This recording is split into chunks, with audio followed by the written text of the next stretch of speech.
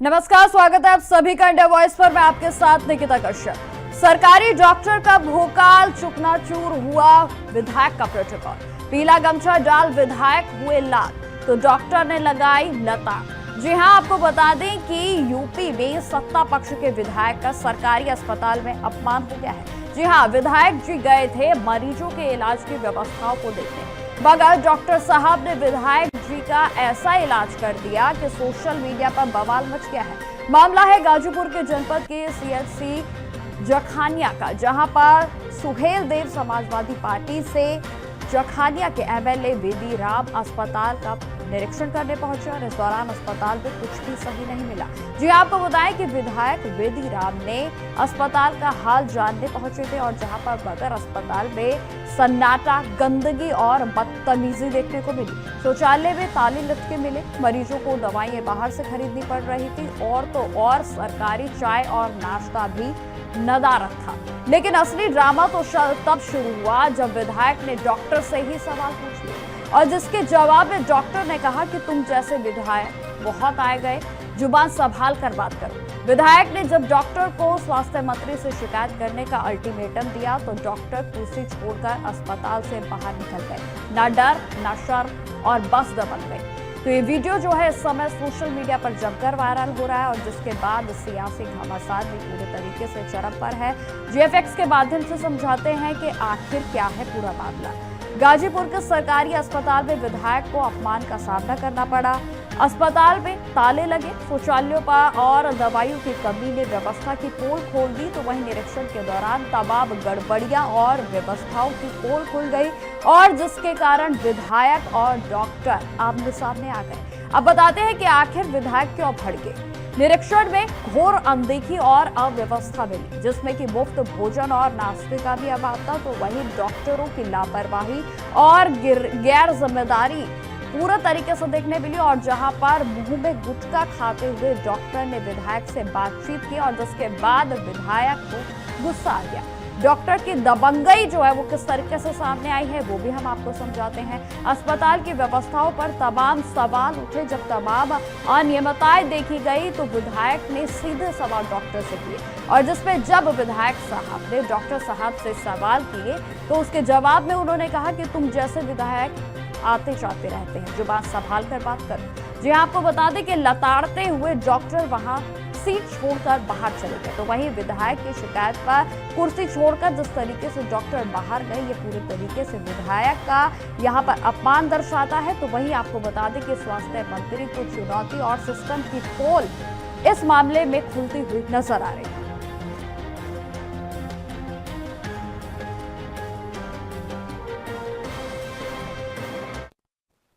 Doctor Yogendra Yadav. कहाँ तैनात हैं आप? जी, सीएचसी जखनिया। आज विधायक जी का निरीक्षण था चिकित्सा पे। जी बिल्कुल, उनका निरीक्षण करना बनता है और निरंतर होते रहना चाहिए। कुछ कमियां भी पाई गई बता रहे थे विधायक जी। कुछ कमियां पाई गई। विधायक जी पहले तो उनके वाणी पे नियंत्रण नहीं है और इतने अभद्रता से मुझसे बात किए कि मुझसे बर्दाश्त नहीं हुआ, मैं उठकर चला गया। अच्छा। इसके और वो जनप्रतिनिधि हैं, उनका सम्मान है, बस इसके अलावा मुझे कुछ नहीं कहना। जब मैं यहाँ आया तो सीएमएस साहब मौजूद थे जी और उन्होंने जो सम यादव है, तो नाम योगेंद्र यादव जी है जी, उन्होंने पहली बात तो मिसबिहेव किया जी। उसके बाद मैं चेक करना चालू किया तो कोई डॉक्टर है अपने हाथ है जो है सबका प्रेजेंट बनाने लगे। उसके बाद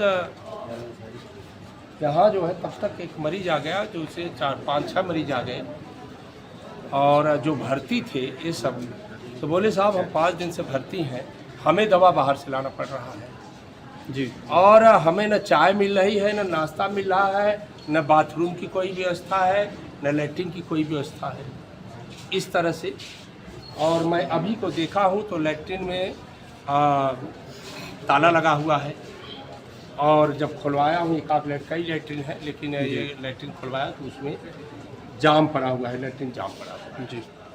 और इस तरह से और गैस जब चालू किया हूँ तो न सिलेंडर में गैस है, गैस चालू नहीं हुआ और जो खाना बनाती है उससे मैंने पूछा तो साहब बोली कि यहाँ तो खाना बनता ही नहीं है। इस समय गाजीपुर से है और जहां पर पूरे तरीके से उत्तर प्रदेश में राजनीति भी गरमाई हुई है, क्योंकि जिस तरीके से विधायक का अपमान किया गया है, अब डॉक्टर पर कई तरीके के सवाल खड़े हो रहे हैं। तो वहीं आपको बता दें कि स्वास्थ्य विभाग पर भी इस मामले के सामने आने के बाद तमाम सवाल खड़े हो रहे हैं।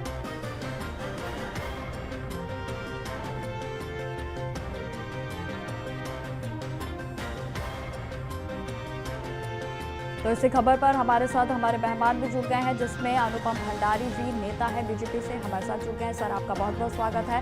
तो अनुपम जी, जहां बीजेपी बड़े बड़े दावे करती है स्वास्थ्य विभाग को लेकर और जिस तरीके से यह मामला सामने आया, तमाम सवाल खड़े हो रहे हैं, पहला रिएक्शन आपका?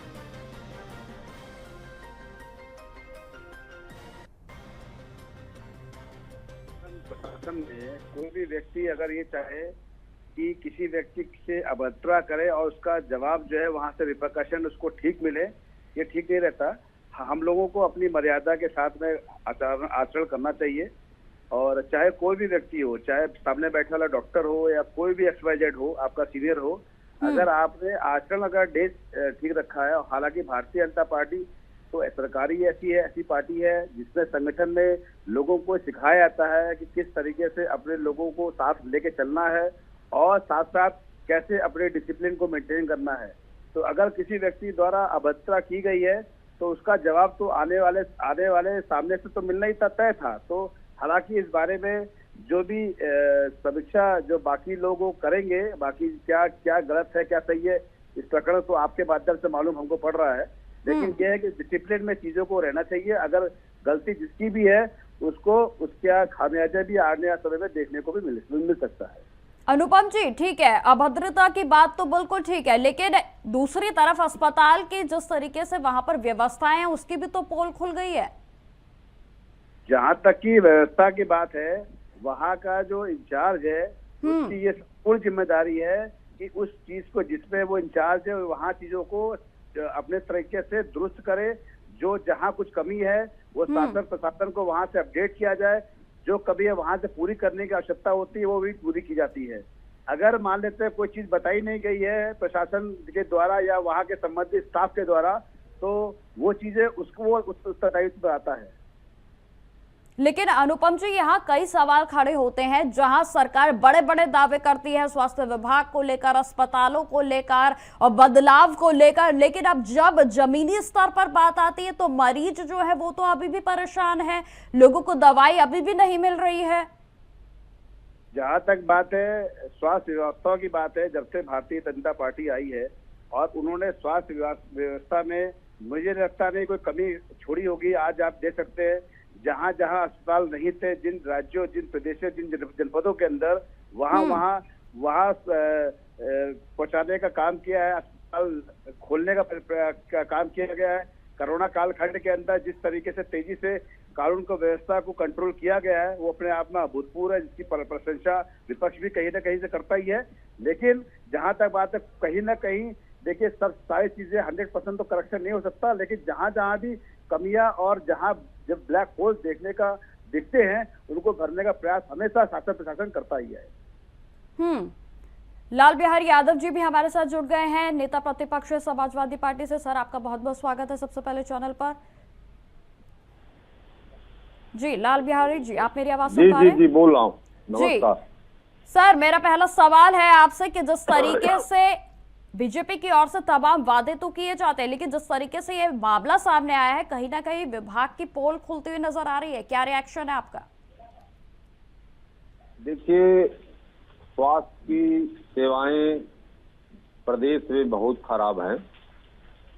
मैं अभी 2 दिन पहले एक मरीज को देखने के लिए अस्पताल में, सरकारी अस्पताल में जौनपुर में गया और सीएमओ को मैंने टेलीफोन किया, सीएमओ ने सीएमएस को टेलीफोन किया। मैं अस्पताल में दूसरे तल्ले पर मरीज को देखने गया और मैं 2 से 3 मिनट तक वहां पर रहा, फिर वापस आया। दम घुटने लगा, इतनी गंदगी इतनी गंदगी अस्पताल है। मैंने सीएमएस से पूछा तो उन्होंने कहा कि अच्छा ठीक है, हम सफाई करा देंगे।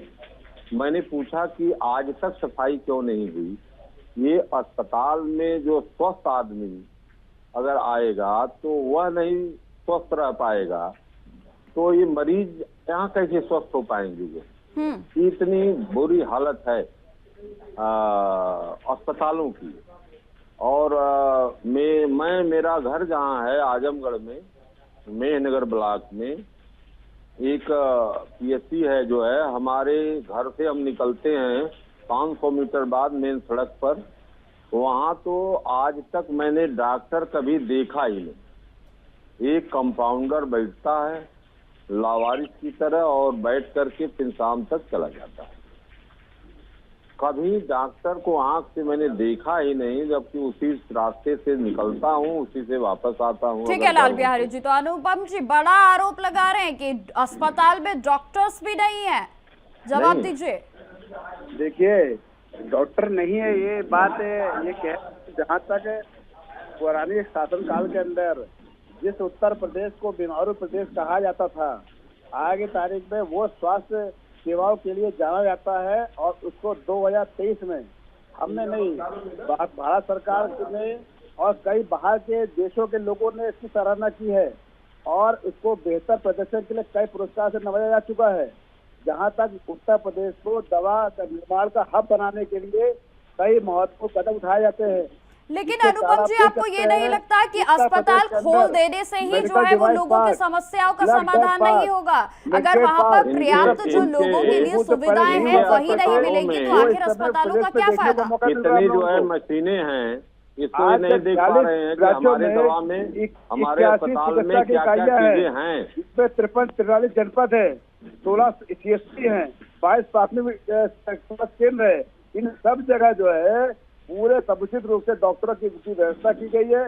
अभी कितने डॉक्टरों की नियुक्ति पत्र जो है लोक भवन में माननीय मुख्यमंत्री द्वारा बांटा गया है, और वहाँ जहाँ ऐसे विभाग चिन्हित किए गए हैं, ऐसे जनपद चिन्हित किए गए हैं जहाँ डॉक्टर नहीं हुआ करते थे, वहाँ पे आके सारे डॉक्टर है। मैं आपको बता रहा हूँ कि आजमगढ़ में मेहनगर ब्लॉक में खरियानी में आपकी पीएससी है, कौन डॉक्टर नियुक्त है और कहिया बैठता है, महीने में, 2 महीने में, 6 महीने में, किस दिन वो बैठा है, जरा उसको हमें दिखवा दीजिए। वहाँ की जनता से पूछवा दीजिए कि डॉक्टर 6 महीने में कभी आया है, साल भर में कभी आया है। लेकिन लाल बिहारी जी, यहाँ पर सोचने वाली बात तो ये देखिए, सभी चीजें जो है वो पूरे तरीके से बिल्कुल जो है स्थिर तो नहीं हो सकती है, स्थिर नहीं हो सकती है, ऊंच नीच तो चलती ही रहती है। देखिए, ऊंच नीच का चलना अलग है।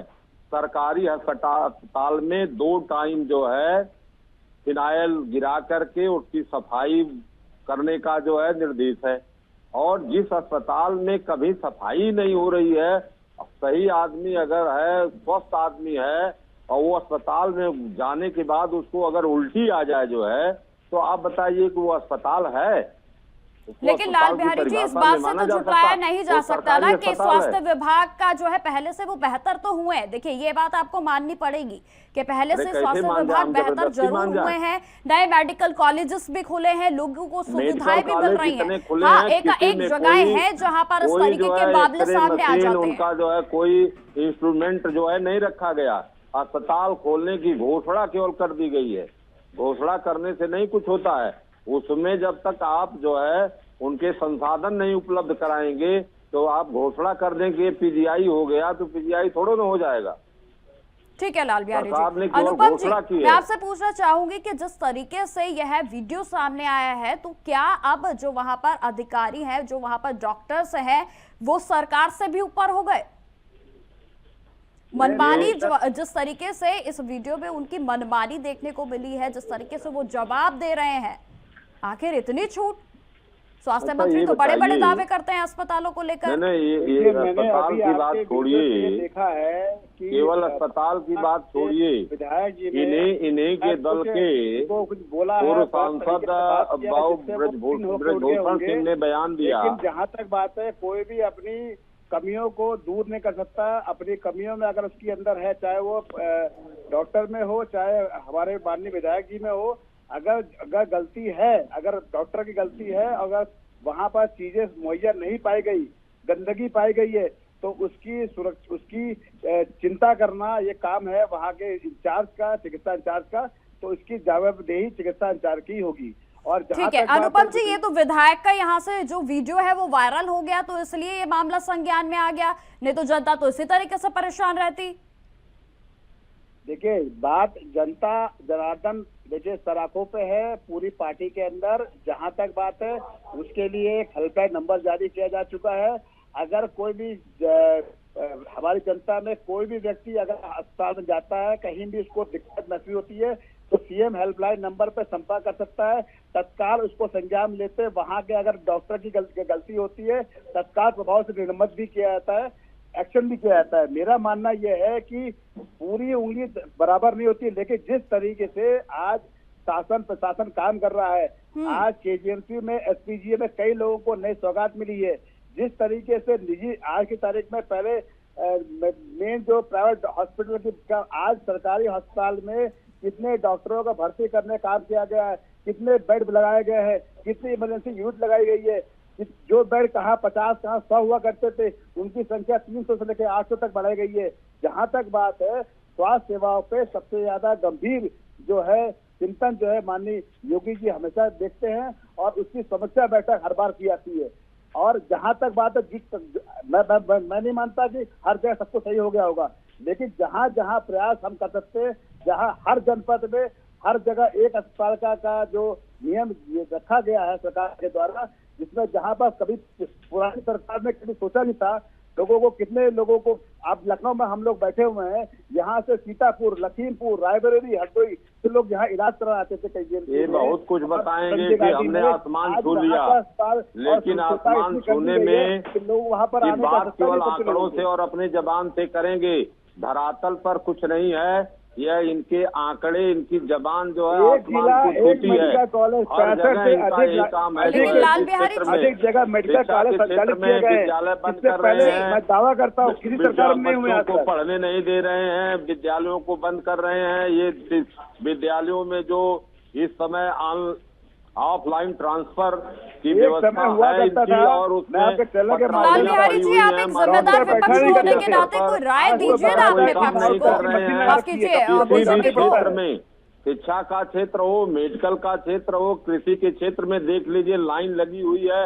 इनके पूंजीपतियों ने जो है खाद को डंप कर लिया, किसान चिल्ला रहा है, किसान धरना प्रदर्शन कर रहा है, खाद नहीं पाएगा तो उसकी फसल कैसे होगी।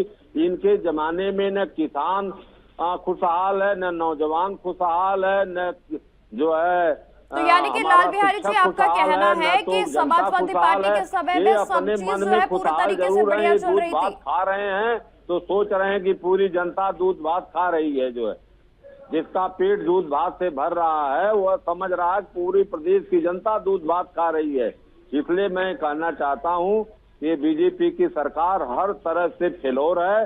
कहीं से भी किसी भी क्षेत्र में इनका कोई सराहनीय काम नहीं है, और 8 सालों के अंदर कोई इनकी नई ऐसी योजना किसी विभाग में नहीं आई, जैसी कि माननीय अखिलेश लाल बिहारी यादव जी, मैंने सवाल पूछा, बिल्कुल लाल बिहारी जी, मैंने आपसे सवाल पूछा, तो आपका ये कहना है कि समाजवादी पार्टी के समय में जो स्वास्थ्य विभाग था वो पूरे तरीके से दुरुस्त था।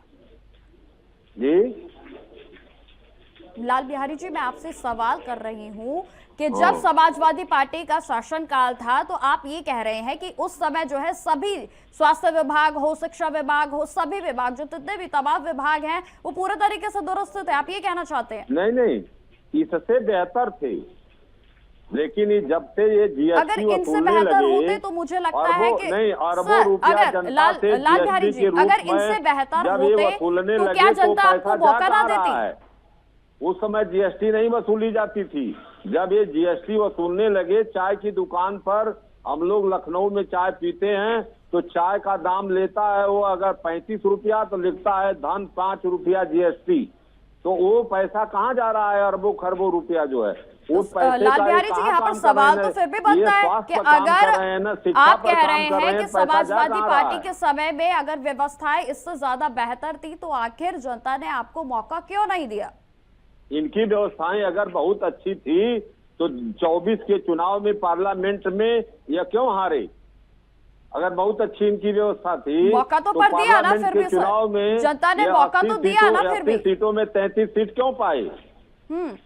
ये आप कह सकते हैं, लेकिन जनता ने फिर भी मौका तो भारतीय जनता पार्टी को ही दिया थी। अगर तो यह विधानसभा के चुनाव के बाद जो है 24 में इनकी क्या स्थिति थी जो है पार्लियामेंट के चुनाव में, बताइए क्यों जनता नकारी इनको?